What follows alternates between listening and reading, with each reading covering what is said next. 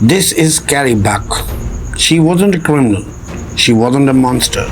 She was a young woman from Virginia, a foster child who, after being assaulted, gave birth to a daughter.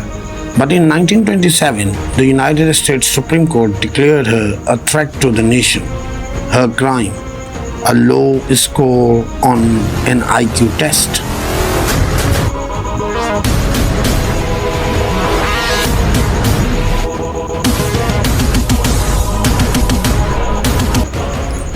Based on a crude intelligence test, Carrie, her mother, and her infant daughter were all declared feeble-minded. This led to one of the most chilling Supreme Court decisions in American history, known as Buck versus Bell. Writing for the majority, Justice Oliver Wendell Holmes Jr. wrote these infamous words: "It is better for all the world if, instead of waiting to execute degenerate offspring for crime or to let them starve for their imbecility, society can prevent those who are manifestly unfit from continuing their kind. 3 generations of imbeciles are enough." On the back of that ruling, Carrie Buck was forcibly sterilized. She was just one of over 60,000 Americans who had their right to have children stolen from them.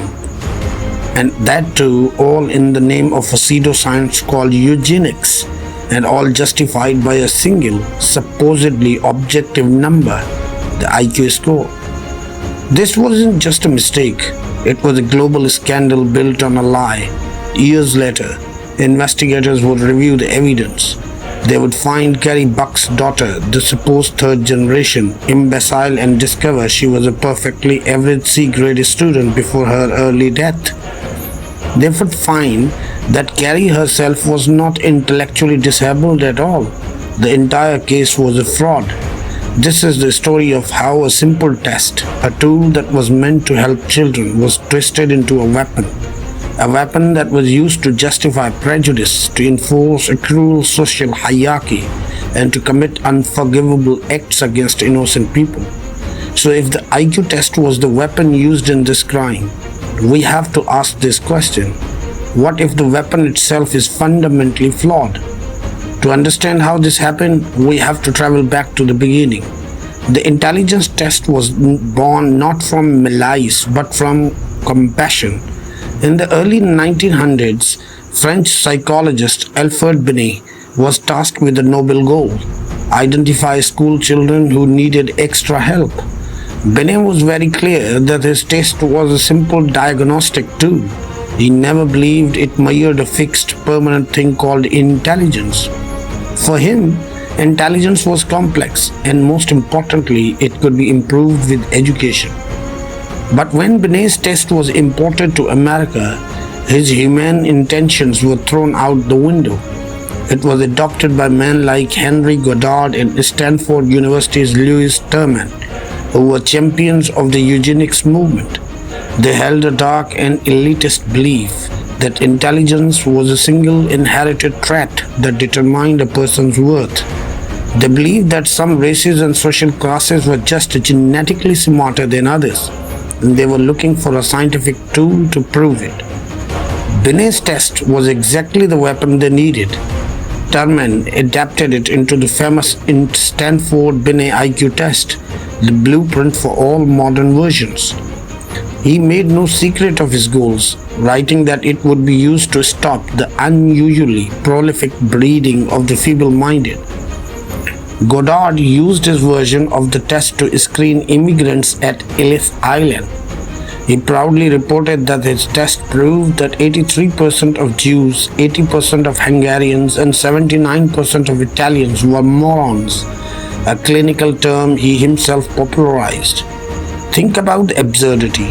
A recent immigrant, terrified, unable to speak English, exhausted from a long journey, is given a bizarre test with culturally specific questions.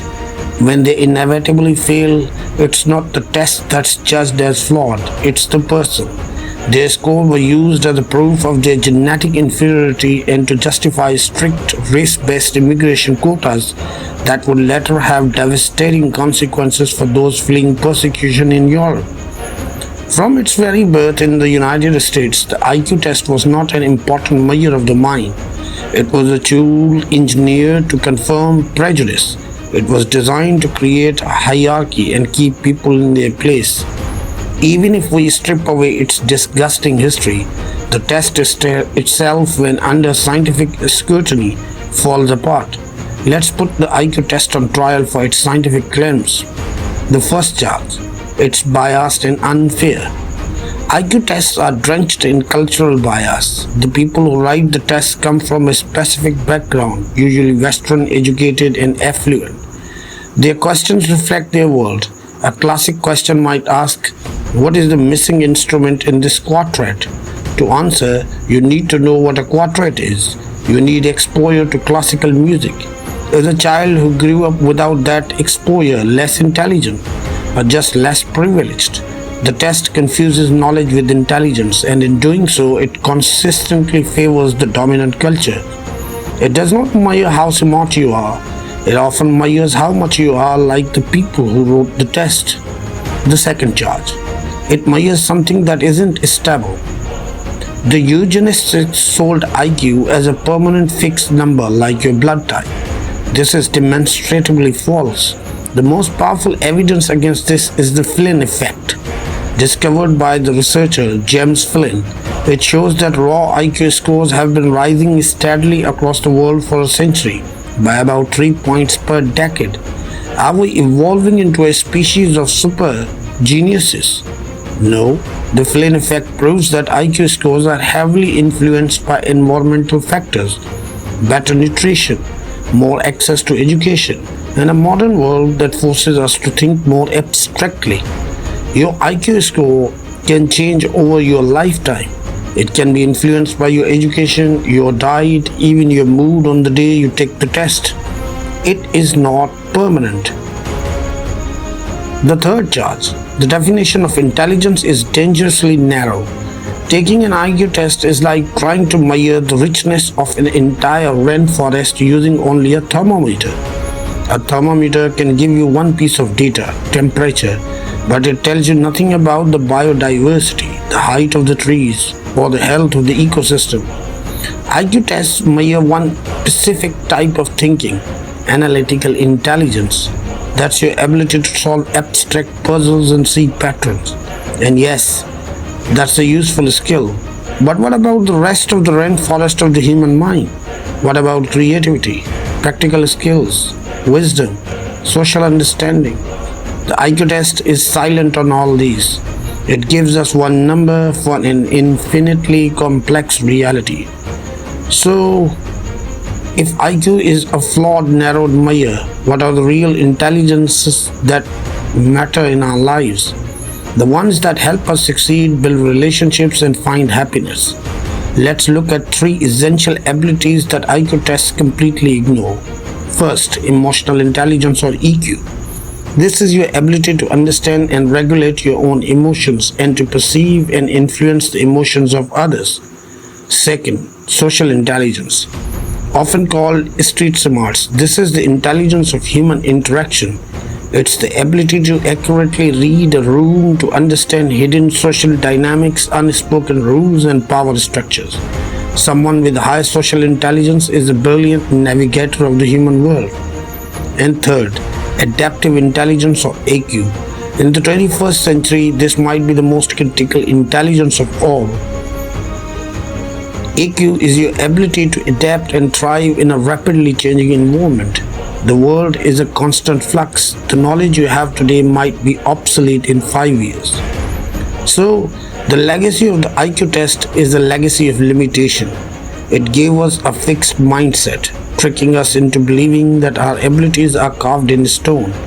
It created a toxic hierarchy of the mind, celebrating one narrow skill set while devaluing countless others. By clinging to this outdated number, we have been asking the wrong question for over a century. We have been asking, how smart are you? The question implies a single ladder, a one-dimensional ranking where some people are at the top and others are at the bottom. The most dangerous myths are the ones we mistake for science.